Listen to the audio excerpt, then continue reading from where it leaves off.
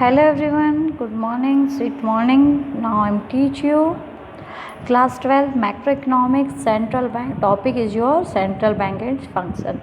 Mainly हमारा जो central bank है वो क्या कर रहा है, इम्पोर्टेंट रोल प्ले करता है किसके अंदर, हमारे जो भी मॉनेटरी है या फिर बैंकिंग सिस्टम होता है किसका, कंट्री का। तो उसकी मॉनेटरी सिस्टम आपको पता है कि जो आरबीआई होता है ना, आरबीआई के द्वारा ही क्या होती है, हमारे जो मॉनेटरी है, मॉनेटरी जो जितनी भी पॉलिसी है वो आरबीआई ही बनाता है। इवन जितने भी कॉमर्शियल बैंक होते हैं ना, उनको भी क्या करता है, कंट्रोल कौन करता है, आरबीआई। आरबीआई यानी हमारा सेंट्रल बैंक। तो जो सेंट्रल बैंक है ना वो ही मेंटेन करता है, किस चीज़ को मेंटेन करना है, जितने भी हमारी फाइनेंशियल सोर्जिनिटी है या economic stability of a country के लिए, इवन अंडर डेवलप्ड कंट्री है उसके अंदर भी इसकी रिक्वायरमेंट होती है।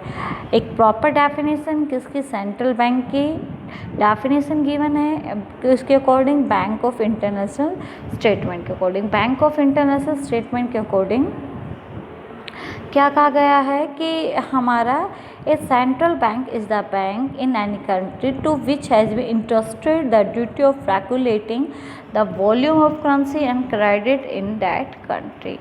यानी कि वो जो सेंट्रल बैंक होता है किसी भी कंट्री का, वो डिसाइड करता है कि कैसे कैसे वो रेगुलेट करेगा अपने करेंसी को अपने कंट्री के अंदर, और कैसे वो क्रेडिट करेगा यानी उसको यूज़ करेगा। तो ये सारा काम इसके अंदर किया जाता है। इवन जो सेंट्रल बैंक होता है वो ही क्या करता है, इट इशू करेंसी, सारी करेंसी उसी को इशू करता है, रेगुलेट करता है मनी को, इवन सप्लाई और control of different interest rate in the country.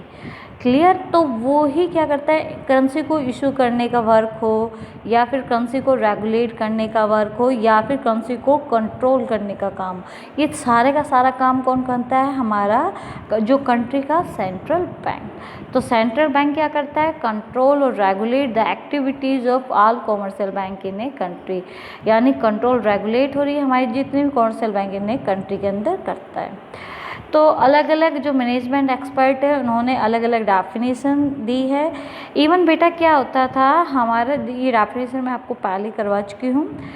क्या होता था बेटा कि पहले के टाइम पर कि जब तक सेंट्रल बैंक के पास पावर नहीं थी नोट इशू के लिए, अलग अलग बैंक थे, तो अलग अलग बैंक क्या करते थे, अपने अपने लोगों की डिमांड होने लगी, बार्टर सिस्टम के बाद आपका मनी सिस्टम आया, तो जो अलग अलग बैंक होते थे अपने अपने नोट इशू करते थे। तो प्रॉब्लम क्या होता था कि यूनिफॉर्मिटी नहीं पाई जाती, यूनिफॉर्म एक जैसा साइज शेप नहीं पाई जाती थी, तो जिसके कारण ट्रांजैक्शन में प्रॉब्लम आने लगी। तो फिर उसके बाद क्या किया गया, डिसीजन लिया गया कि जितने भी नोट इशू का रिगार्डिंग है वो एक बैंक को प्रोवाइड कर दिया जाए कि सारे के सारे वो नोट वो ही इशू करेगा। Bank of England was the world first effective central bank. जो बैंक ऑफ इंग्लैंड है, जो कि आपको पता होना चाहिए, जो यूके का सेंट्रल बैंक है बेटा, ये क्या है, वर्ल्ड का फर्स्ट इफेक्टिव सेंट्रल बैंक है जो एस्टैब्लिश हुआ था 1694 के अंदर। और उसके बाद उसके अंदर जो रिसोल्यूशन पास हुआ था ब्रुसेल फाइनेंशियल कॉन्फ्रेंस 1920 के अंदर। उसके बाद ये क्या क्या डिसीजन लिया गया किसके रिगार्डिंग, सिंस 1920 के बाद central bank are formed in almost every country in the world. ठीक है, तो कि जितने भी कंट्री है ऑल ओवर द वर्ल्ड उसके अंदर क्या होगा, एक एक सेंट्रल बैंक होगा। और सारे के सारे जो ट्रांजैक्शन है, चाहे आपकी करेंसी को रेगुलेट करने की बात हो या करेंसी को इशू करने की बात हो या कंट्रोल करने की, वो सारा काम कौन करेगा, वहाँ का सेंट्रल बैंक। तो आरबीआई क्या कर रहा है, इंडिया के अंदर ऑपरेट कर रहा है एज ए सेंट्रल बैंक। ठीक है ना, इंडिया के अंदर आरबीआई है, यूके के अंदर बैंक ऑफ इंग्लैंड है, और आपका यूएसए के अंदर क्या है, फेडरल बैंक। तो ये थे आपके अलग अलग कंट्री के सेंट्रल बैंक। चलो अब हम स्टडी करते हैं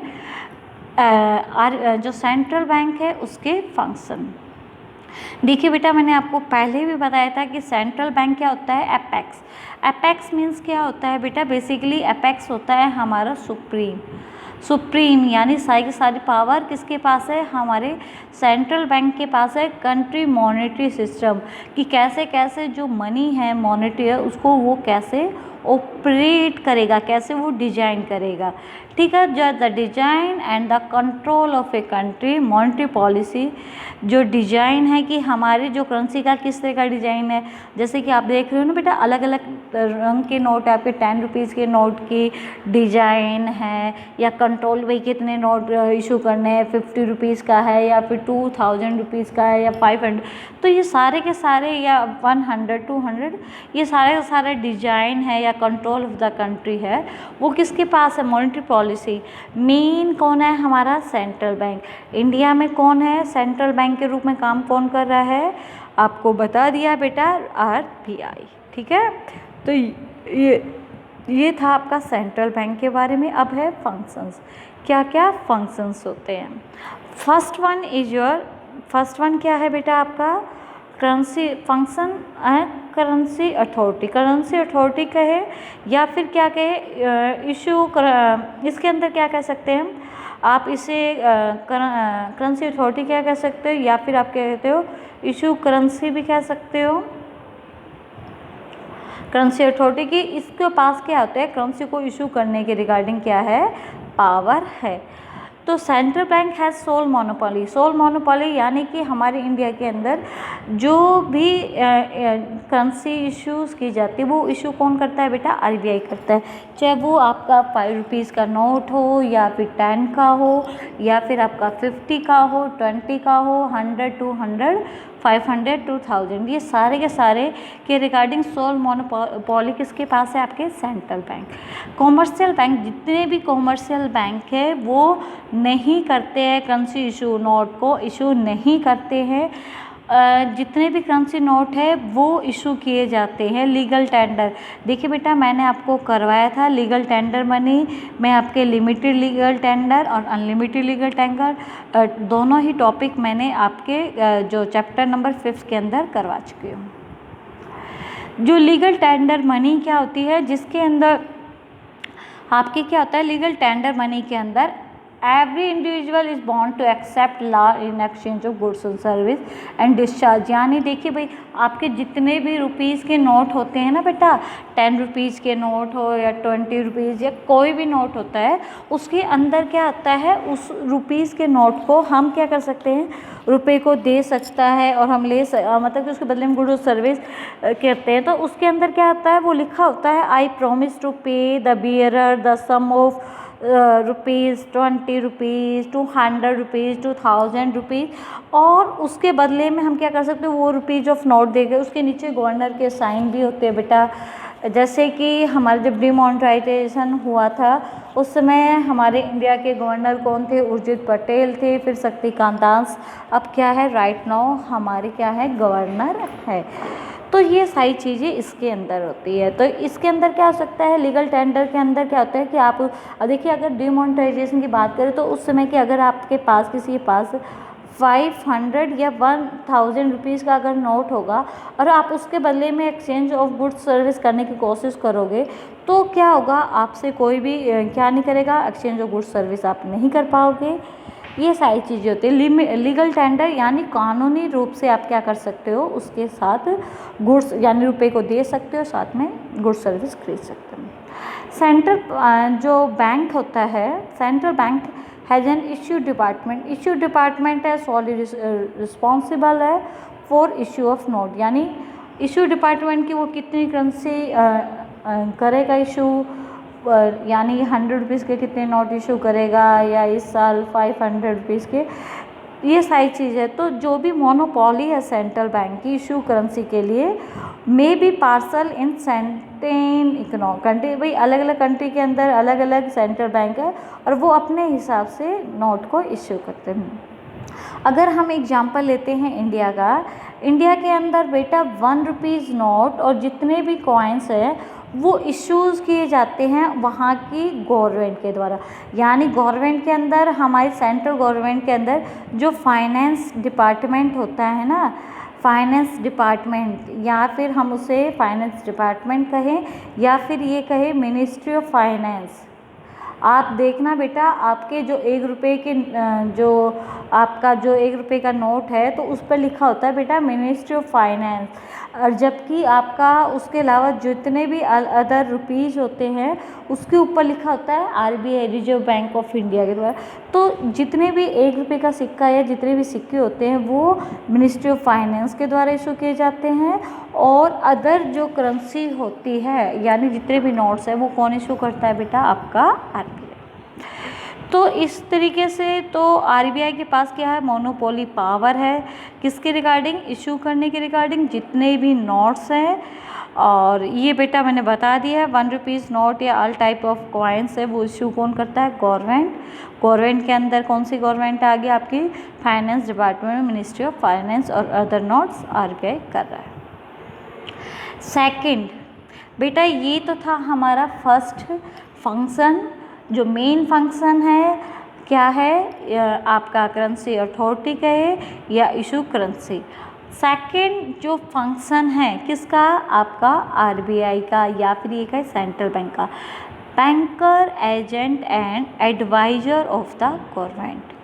तो central bank everywhere in the world, कहीं पर भी अगर सेंट्रल बैंक है तो वो रोल किसका प्ले कर रहा है, बैंकर का भी रोल प्ले कर रहा है, फिस्कल एजेंट का भी, और वो किसका रोल कर रहा है, adviser OR.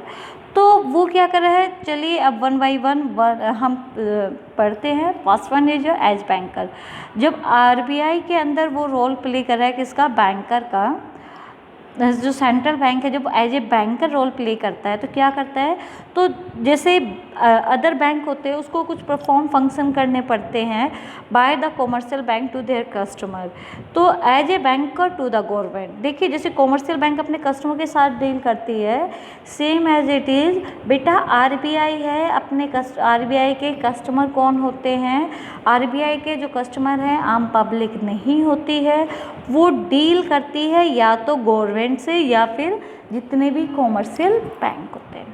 As a banker to the government the central bank perform same function, तो वही सेम फंक्शन परफॉर्म करता है जैसे कॉमर्शियल बैंक इसके साथ फंक्शन परफॉर्म करती है आपके कस्टमर के साथ। ठीक है, तो ये क्या करता है, it receive deposit from the government, अगर गवर्नमेंट के द्वारा रुपए दिए जा रहे हैं वो एक्सेप्ट कर लेता है, कलेक्ट चेक करता है, draft deposit in the government account, और जितने भी ड्राफ्ट होते हैं गवर्नमेंट के अकाउंट में डाल देता है।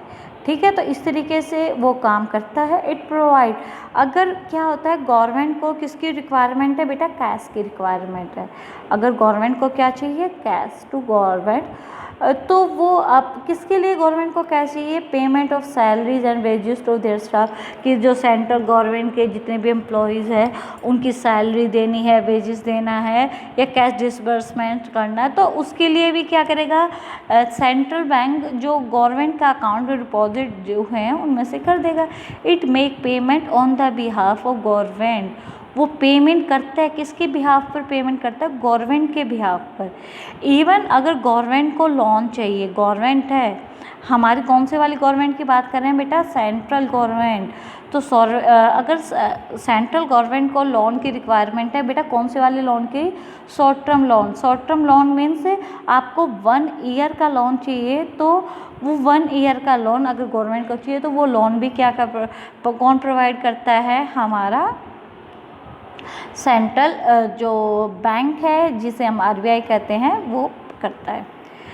फिर उसके बाद क्या है बेटा, इट सप्लाई फॉरेन एक्सचेंज। देखिए भाई वो सप्लाई करता है फॉरेन एक्सचेंज, यानी हमारी जो इंडियन करेंसी होती है उसे foreign currency, dollar, euro, bonds उसके अंदर कन्वर्ट कर सकता है, और उसके द्वारा foreign exchange to the government for repaying external डेब्ट फॉर मेकिंग, तो उसके द्वारा अगर हमारी गवर्नमेंट है उसको कोई बाहर से रुपए ले रखे फॉरेन करेंसी तो उसकी पेमेंट करनी है तो वो कर सकते हैं, या फिर कोई भी अदर पेमेंट है तो फॉरेन एक्सचेंज के थ्रू कर सकते हैं।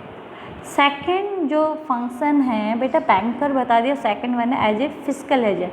फिस्कल यानी जितने भी फाइनेंस के रूप में जो भी एजेंट के रूप में काम करता है, इट मैनेज द पब्लिक डेब्ट। ठीक है, तो वो क्या कर रहा है, मैनेज कर रहा है किसको, पब्लिक डेब्ट को मैनेज कर रहा है। पब्लिक डेप्ट मीन्स कि है ना, पब्लिक से हमने जो लोन के फॉर्म में जो रुपए लिया है तो उसको हमें कैसे मैनेज करना गवर्नमेंट ने। It collect tax and other payment on the behalf of government. ये रुपए इकट्ठे करता है जितने भी टैक्स के या फिर अदर पेमेंट, जैसे कि आपके इनडायरेक्ट टैक्स, डायरेक्ट टैक्स, उसके फॉर्म में रुपए मिलते हैं या अदर कोई भी सब्सिडी के कुछ रुपए मिल रहे तो गवर्नमेंट के फॉर्म में वो क्या करता है, कलेक्ट करता है। It represent the government international finance. अगर गवर्नमेंट का जैसे कि कोई भी आपकी इंटरनेशनल मीटिंग है जिसमें क्या करना है, अपनी गवर्नमेंट को, जैसे इंडियन गवर्नमेंट को या सेंट्रल गवर्नमेंट को रिप्रेजेंट करने के लिए भी हमारी जो कौन है, आरबीआई के गवर्नर जाते हैं रिप्रेजेंट द गवर्नमेंट। किसको रिप्रेजेंट कर रहा है, हमारी इंडियन गवर्नमेंट को रिप्रेजेंट कर रहा है, हमारी इंडिया सेंट्रल गवर्नमेंट को। तो इंटरनेशनल फाइनेंस कोई भी मीटिंग होती है वर्ल्ड बैंक की या आईएमएफ की या कोई भी कॉन्फ्रेंस होती है तो वो क्या वहाँ पर जो सेंट्रल बैंक का जो गवर्नर है वो रिप्रेजेंट किसको कर रहा है, अपने बैंक को रिप्रेजेंट नहीं कर रहा है, वो एज ए जो फिस्कल एजेंट के रूप में काम कर रहा है। ठीक है। Third one is your as a adviser. As a adviser के अंदर क्या है बेटा कि सेंट्रल बैंक फाइनेंस एडवाइस देता है, फाइनेंशियल एडवाइस देता है किसको, गवर्नमेंट को, कि भाई आप कैसे कैसे रुपए लगा सकते हो, वो एडवाइस देता है गवर्नमेंट को। जितने भी फाइनेंशियल है, इकोनॉमिक मैटर है, तो जहाँ पर भी उसे रुपए के, जैसे कि अगर कहीं पर भी डिफिसिट फाइनेंस की प्रॉब्लम हो गई है कि एकदम शॉर्टेज ऑफ मनी हो गई है, डेप्ट हो गया है, डिवॉल्यूशन ऑफ करेंसी हो गई है, या फिर ट्रेड पॉलिसी है या फॉरेन एक्सचेंज पॉलिसी, यानी डिवॉल्यूशन ऑफ करेंसी का मतलब कि हमारे इंडियन रुपीज़ है लगातार डाउन जा रहा है तो कैसे आप उठा सकते हैं। तो गवर्नमेंट के द्वारा ट्रेड पॉलिसी, हमें किस तरीके से अपना बिजनेस करना चाहिए, इम्पोर्ट एक्सपोर्ट पॉलिसी है या फिर फॉरेन एक्सचेंज पॉलिसी है कि हम जिसके द्वारा हमारी इंडियन करेंसी दूसरी करेंसी के अंदर कन्वर्ट होती है। तो ये सारा ही काम जब करते हैं तो ये थे आज जो मैंने स्टडी आपको बताए हैं बेटा, 2 बताए हैं। और उसके अलावा नेक्स्ट टॉपिक जितने भी फंक्शन रेस्ट बच गए वो नेक्स्ट वीडियो के अंदर। ओके।